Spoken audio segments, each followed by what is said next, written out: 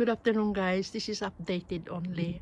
Taking some pretty quick short video about my Astelia flowers into the backyard of my garden right now, and this is what it look like. I got loads of these especially into the front lawn of my garden. Right now these flowers is into the backyard of my garden right now. And I didn't notice there are two different kind of color. It makes me happy because I got the white one here, the white one, the white with yellow into the middle, and then get the purple one. Look at this guy, it's really gorgeous looking. I love this kind of flowers. It's always coming out during the autumn time to winter time, I mean. And this is what it looked like. I'm pretty happy. I wasn't realize I got two different kind of colors to it, because this is just a new plants that I had here. I think I got this about over a year ago, or nearly 2 years ago, things like that. Really gorgeous. And I got more over here. Look at that, it's so pretty.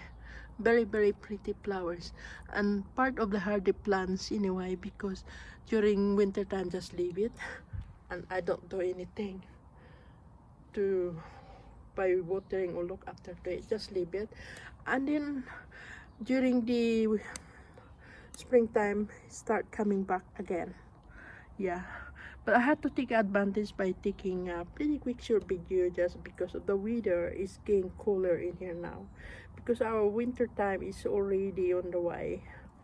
It's gonna be winter time soon because already autumn, and I gonna take advantage to it. This kind of plants is part of hardy plants as well, because I don't do anything to look after it during the winter time. I just leave it outside or outdoors. But I guess during the springtime it start coming back again, and then end of summer, autumn time, start blooming the flowers nicely again. So very nice by having this, and I love this kind of plants that I had around here into the backyard of my garden. But I think the white one over there is really looking gorgeous.